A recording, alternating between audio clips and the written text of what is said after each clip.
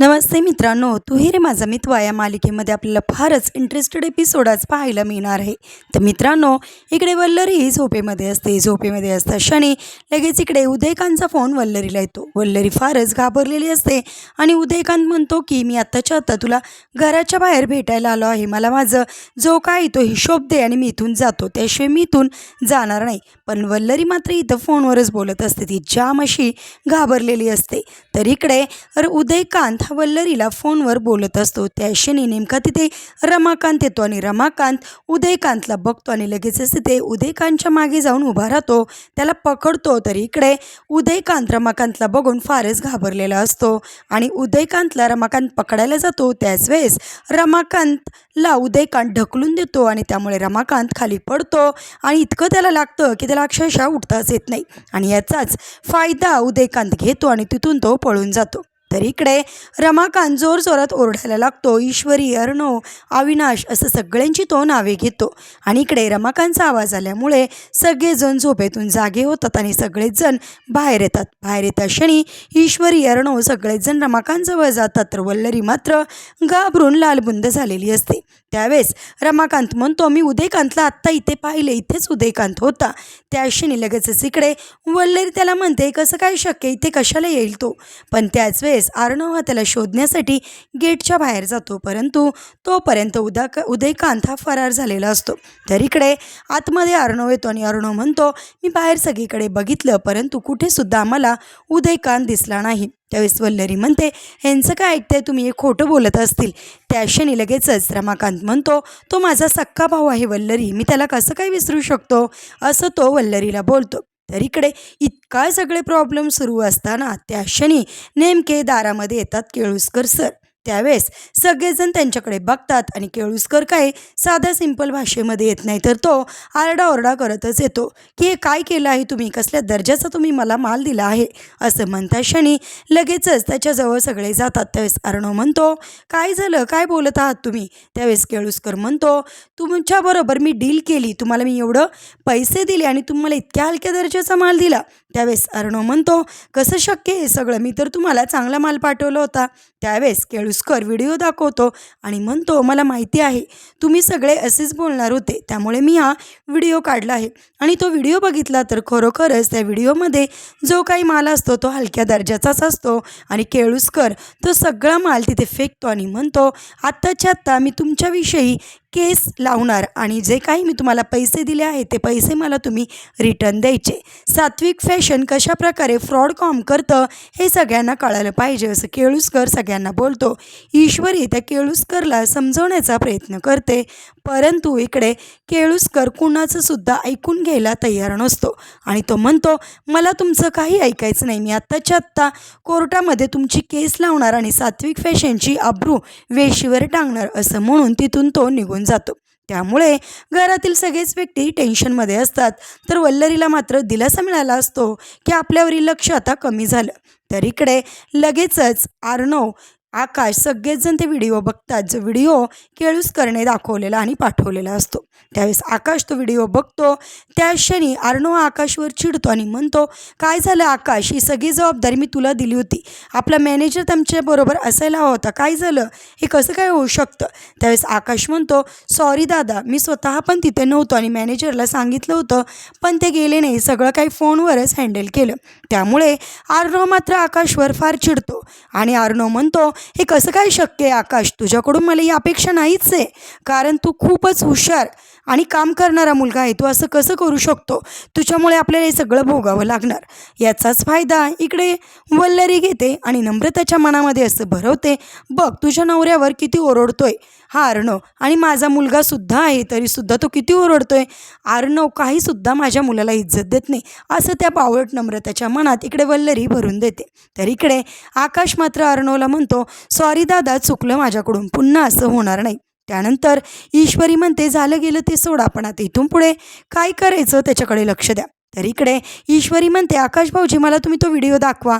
त्यावेळेस ईश्वरी तो व्हिडिओ बघते. त्यावेळेस ईश्वरी म्हणते, हा जो टेम्पो आहे ना सर, हा डुप्लिकेट टेम्पो आहे, कारण आपला टेम्पो छान रंगवलेला आहे आणि या टेम्पोवर फक्त फ्लेक्स लावलेला आहे. त्याची एक बाजू बघा तुम्हाला निघलेली दिसतीये का सर? त्यावेळेस ईश्वरीच्या बोलण्याकडे सगळेच लक्ष देतात आणि खरोखर पाहिल्यानंतर खरंच त्या टेम्पोमध्ये जो फ्लेक्स लावलेला असतो वरती, तो फ्लेक्स निघलेला असतो. म्हणजेच तो टेम्पो डुप्लिकेट आहे हे आता सगळ्यांच्या लक्षात आलेलं असतं. तर इकडे लगेचच अर्णव आकाशला म्हणतो, तू टेम्पोचं लोकेशन वगैरे चेक कर. त्यावेळेस अर्णव चेक करतो. त्यावेळेस अर्णव म्हणतो, आपला टेम्पो निघाला, परंतु GPS मध्ये तो मध्येच थांबलेला दाखवतोय. म्हणजे हा सगळं काही जो मॅटर आहे आता ते सगळ्यांच्या जास्त करून अर्णव, आकाश, अविनाश त्याचबरोबर ईश्वरीच्या लक्षात आलेलं असतं. आणि लगेच अर्णव म्हणतो, नक्कीच आपला टेम्पो हायजॅक झालेला आहे.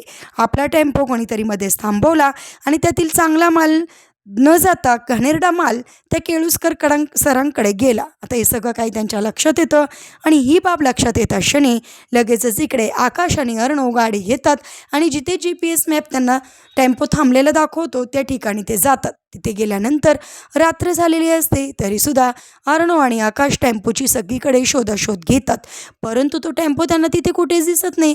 म्हणजे त्यांच्या 100% लक्षात आलं की आपला टेम्पो हा कोणीतरी गायब केलेला आहे.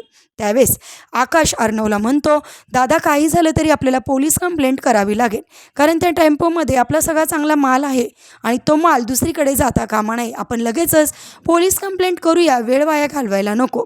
त्यावेळेस अर्णवसुद्धा हो म्हणतो आणि दोघेसुद्धा आता पोलीस कंप्लेंट करण्यासाठी निघून येतात.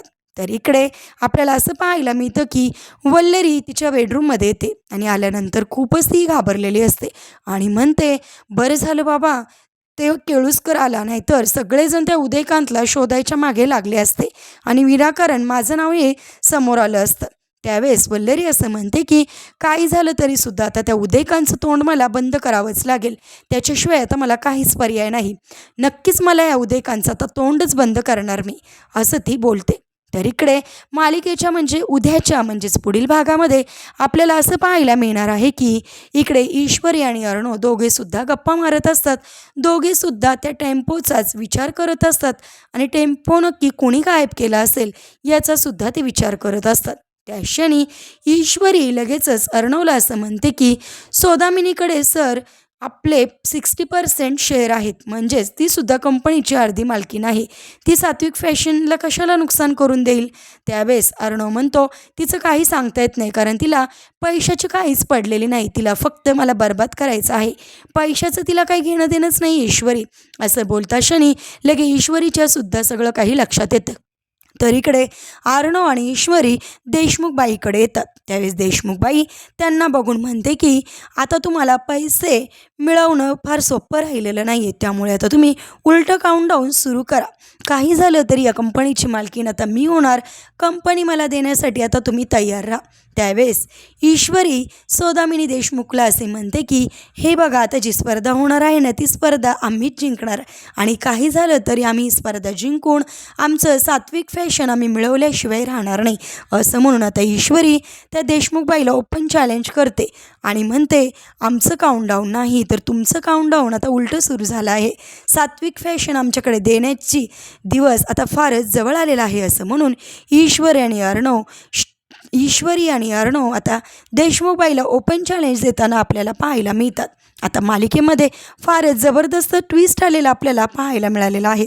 तर मित्रांनो, आता कशाप्रकारे अर्णव आणि ईश्वरी त्यांचा जो हायजॅक केलेला टेम्पो आहे तो कशाप्रकारे मिळवणार आणि सात्विक फॅशनची गेलेली आबरू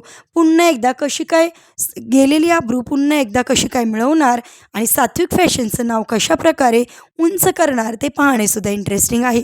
आणि त्याचबरोबर आता सगळ्या ऑडियन्सचं लक्ष लागलं आहे ते म्हणजे ईश्वरी आणि अर्णव जिंकणाऱ्या स्पर्धेकडे.